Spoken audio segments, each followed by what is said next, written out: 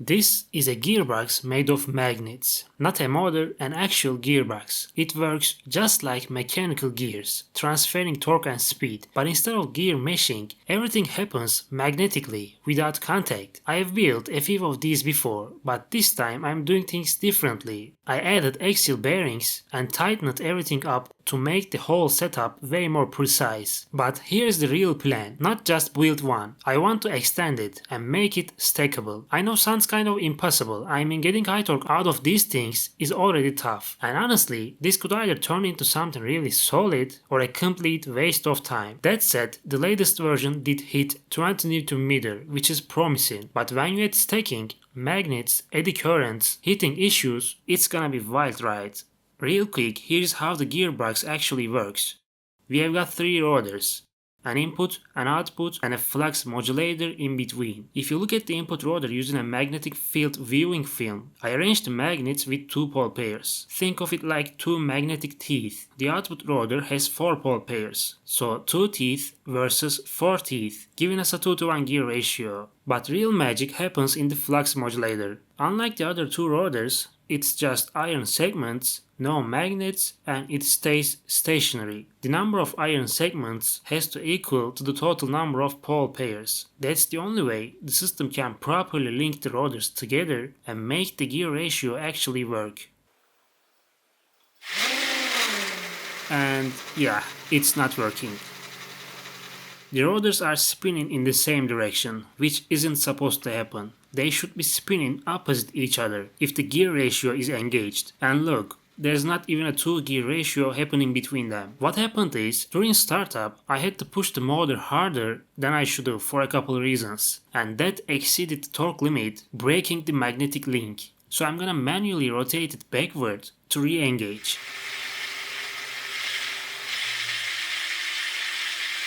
Now the link is locked, the motor is pulling more power, and the input-output speeds match the gear ratio. It's running super smooth thanks to those axial bearings, but it's loud actually.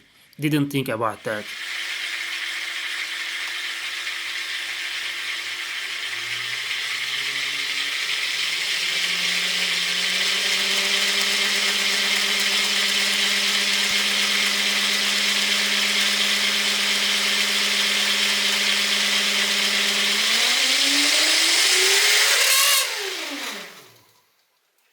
Now I want to check the torque limit, but first let's swap to a clear housing so you can actually see inside. First I install the input rotor, then the flux modulator in the middle. The only reason I am using axial bearings is to keep the rotors running smoothly without any wobble. It's not for magnetic force handling or anything like that. Then I drop the shaft into those tiny bearings in the center to carry the radial loads. Place the output rotor and that completes the assembly. To test the torque, I locked one rotor and forced the other rotor to slip. After a few tries, the slipping torque turned out to be just 0.07 Nm, which is super low. The challenge now is, I still want to make this thing stackable, but no way I can stack anything with torque that bad. Before we move on to increasing the torque, big thanks to this video's sponsor JLC 3DP. They are a huge company offering 3D printing, CNC machining, and PCB manufacturing services. I have actually ordered a bunch of parts from them before. For example, they made super clear 3D printed parts for my previous rotating disc air engine. Hard to believe, but these are 3D printed. Before that, I had to make a clear cover for my rotating gearbox too. The process is super simple. Just upload your design files, choose your material, like for clear parts, go with SLA 3D printing, 8001 transparent material, and select the oil spray finish. They'll produce and ship the parts with a glass-like finish. They have got tons of materials and printing options too, nylon, stainless steel, and they also offer CNC services with materials like stainless steel 304 or aluminum. To be honest, I have never had a single issue with them. They are fast, reliable, and affordable. There's a link in the description, definitely check them out if you need anything made. The challenge now is, I still want to make this thing stackable, but no way I can stack anything with torque that bad. My first idea to increase the torque was to move the rotors as close to each other as possible to get a stronger magnetic field between them. So I removed the protective walls, cutting the air gap in half. According to some research I found, that should boost the magnetic force and torque by about 80%. Set everything up again and gave it a shot, and the torque went from 0.07 Nm to about 0.12. Big jump percentage wise, but still pathetic for a gearbox, especially considering how strong the magnets are. After thinking about it a bit, I started suspecting the problem might not be with magnets, it's the flux modulator, specifically those steel set screws I used for the iron segments. To fix it, I tried doubling the number of set screws, making them as wide as the magnets. I didn't change anything else and ran another test, but weirdly enough, the torque only went up by 17%. That was kind of disappointing. Then I tried tripling the set screws. Suddenly, the torque was 2.5 times higher than the original. Kept pushing 4 screws, 5 screws, even 6 screws. What I found was that at first, more set screws mean more torque, but that only worked up to a point. After that, it started slowing down. In fact, once the iron segments got too wide, the gearbox developed noticeable cogging torque where it moves in little jerks instead of smoothly. If you have never seen cogging torque before, this is it. Watch how it's turning. Super choppy, not smooth at all. Right now I've got the 5 set screw modulator in, and it's acting almost like a stepper motor, and it's tough to turn too. Honestly, at this point, I would say the cogging torque is way higher than the actual gear torque.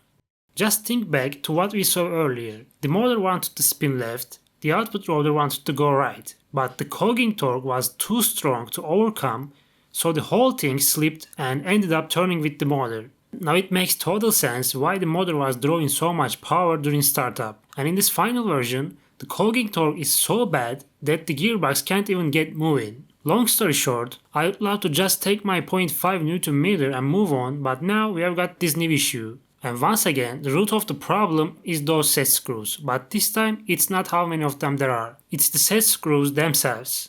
Steel set screws saturate magnetically way too quickly, like a tiny battery that fills up instantly. When the magnets align with the set screws and the magnetic attraction reaches its peak, the set screws, because of their low saturation capacity, max out almost immediately.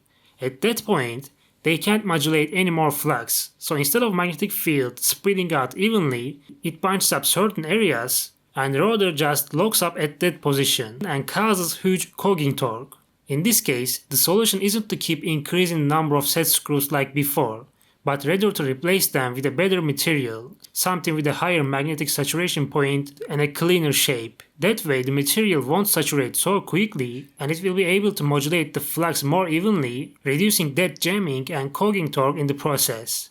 So material choice matters a lot here. Looking at the table, pure iron would be ideal, but it's hard to find and pretty expensive. That's why silicon steel is commonly used in applications like this. Actually, that's exactly what I made in my old gearbox. I tore apart the transformer core, cut up the steel laminations into little pieces and stacked them manually. Total nightmare, but it worked. That gearbox transferred over 20 Nm of torque, and the cogging torque was just 0.1 Nm.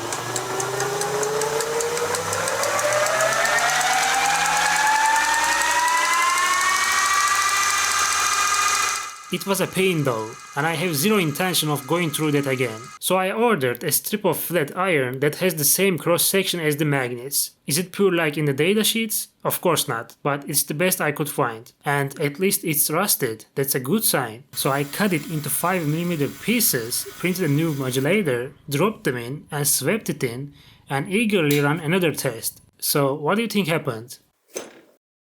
And the final result, the modulator I made from those iron pieces, it didn't work. Not even a little. I mean, theoretically it should have worked. Okay, maybe it's a tiny bit smoother to turn and a bit more stable, but definitely not good enough. At the very least, I thought maybe the torque had increased, but turns out even lower than before. which also explains why it felt smoother to turn. So there are other ways to reduce cogging torque though. For example, instead of placing the iron poles straight, you can actually angle them, apply a little skewing. That way, magnets align with the iron gradually, tip, middle, then the whole thing, instead of snapping into place all at once. It's just like the difference between spur and helical gears, much smoother. Even if that worked, it wouldn't really matter, because the real issue isn't cogging torque anymore. I thought these iron pieces would give me high torque, they didn't. These silicon steel plates, I guess these are our last chance. So I started cutting them fast, but honestly, I'm just so tired of this project. I am done, period. Even if it works, cutting all these tiny pieces, and for what? Just to repeat the whole thing again for the next gear stage. That's not engineering. And honestly, I probably shouldn't have started this one at all. I mean, yeah, I went really hard on the last one, but this time I just don't have it in me. You might be thinking, then why start at all? Because I thought the iron pieces would be good enough and I wouldn't need anything more. Yeah, not exactly an engineer's mindset, I know. And even if I did get high torque and low cogging torque with these small pieces, there's another problem. Look, most of the plates I used are white, not yellow, which means they are not insulated. So yeah, eddy currents could lead to major overheating later. Still, I want to complete the first stage and I have an idea for the next video. Now that I am excited about. Also, these silicon steel plates have a high saturation point, so the cogging torque should drop. But now that I think about it, I probably messed up the pole count. Yeah, there are 6 iron segments and the spacing between them is way too large. So when the magnets move from one to the next, there's a huge magnetic jump. That's probably what's causing all cogging torque.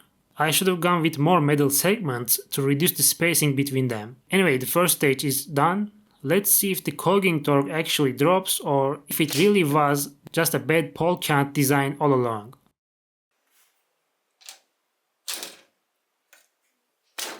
It was the pole count. I was looking in the completely wrong place for the problem. Where was my head when I started this project?